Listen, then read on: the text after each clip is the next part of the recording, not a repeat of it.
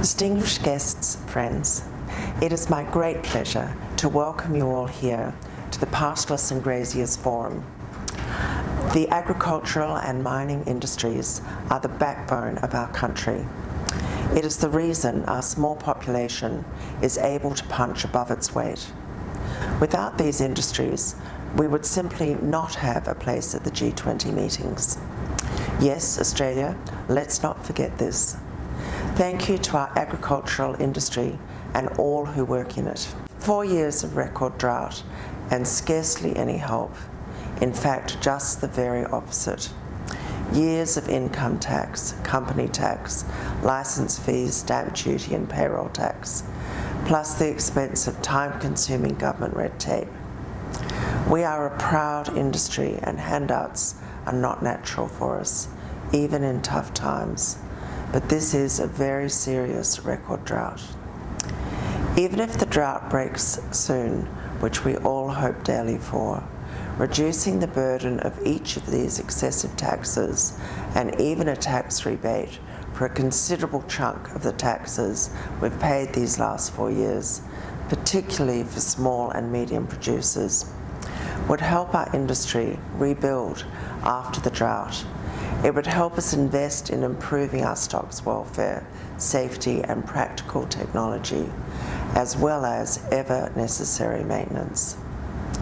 The WA Premier has announced that his government will cut payroll tax for small to medium businesses and stamp duty statewide.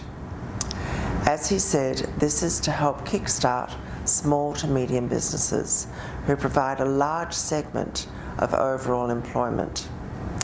It's not easy as Premier to drive tax cuts, but let's encourage him to be on a positive, effective role here and cut license fees too. Agriculture needs help to kickstart after 4 years of massive drought. License fees, payroll tax and stamp duties simply don't help one of West Australia's most important industries or those who work in it, or the many related industries who rely on our agricultural industry. We as a nation need to export our primary produce. For instance, we simply can't eat all the beef we produce, ditto use all our wool. But to be able to export, we must remain internationally cost competitive. We simply can't afford to carry onerous government fat, the onerous burdens of red tape and taxes.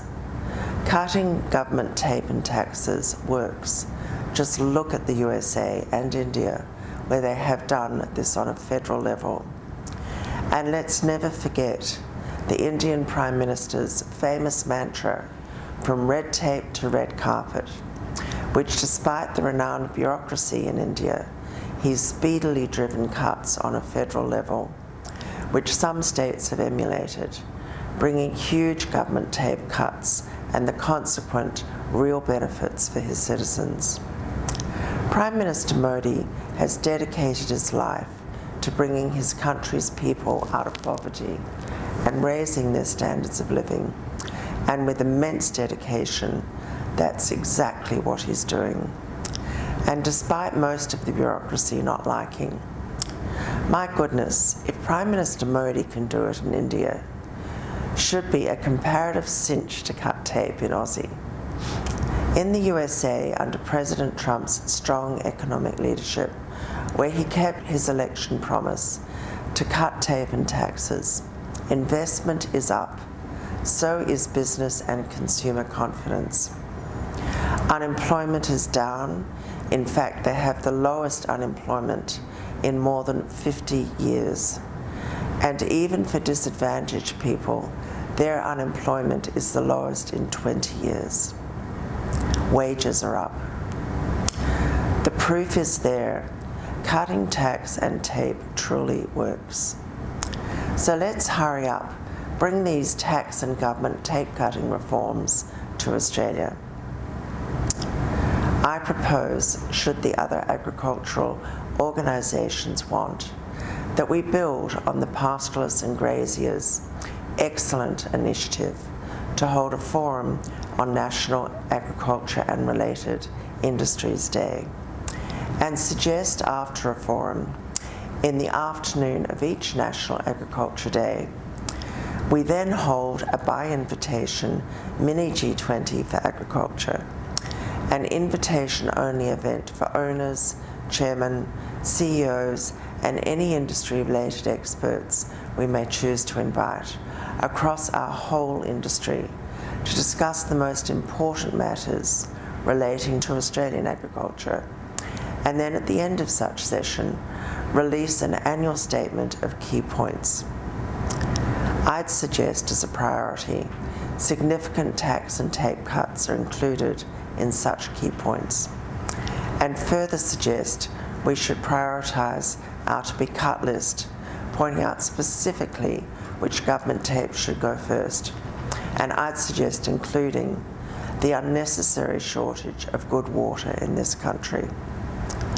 I think our mini G20 for agriculture should borrow from Prime Minister Modi's successful mantra, I repeat, quote, from red tape to red carpet, close quote, to remind us each year of such an important principle and enshrine this in our own economic forum principles. And I'd like to suggest we add another reminder to help guide our mini G20 from another great world leader, President Reagan. Quote, the 9 most terrifying words in the English language are, I'm from the government and I'm here to help, close quote. I think this needs repeating, as there's too many who seem to be forgetting this in their toddle towards a nanny state. A nanny state where the government controls our lives, our businesses, more and more, even when they haven't had to manage stations and farms, suffer droughts and fires, and don't have a crystal ball, and the reality is, don't actually know what's best for us. And I'd like to add another item to enshrine in this mini G20 for agriculture, and that is something that's increasingly forgotten. You have to produce wealth before you can spend it. So much talk by government and media today is on the spend part. The producing the wealth first gets scarce attention. What do you think? Wouldn't it be great to start this initiative in West Australia? We as pastoralists and farmers are best placed to determine where investment should go for the properties we know. I underline this, the properties we know, and we should advise government, not the other way around. Imagine what we could do in our industry with tax and government tape cuts, more water, and having more say on where our own hard-earned money is invested. I think we could be the best in the world. Now, I know Tony would have a terrific forum planned for you, but I firstly want to say a huge congratulations and thanks to the Pastoralists and Graziers Association and to their terrific president, Tony Seabrook, for all they do for our industry and the brave stand they tirelessly take, standing up for our industry, indeed for West Australians too. Please join me in applause. When I was a young girl many years ago in the saddle at Hammersley Station in the Pilbara, loving my life on the station, I never imagined that I would one day be invited to co-open a forum for the Pastoralists and Graziers Association, an association my father always held in very high regard, and that very high regard has certainly continued with me. It is a real honour for me to now declare your important forum open. I look forward to joining you later in the afternoon, and I hope also to seeing you at our National Day Gala dinner tonight. And not just tonight, next year's in Adelaide, and then the next year's in Queensland. In the interim, best wishes to each of you on National Agriculture and Related Industries Day. And I greatly hope you all get the rain you, your families, your cattle and sheep so need and deserve. Thank you.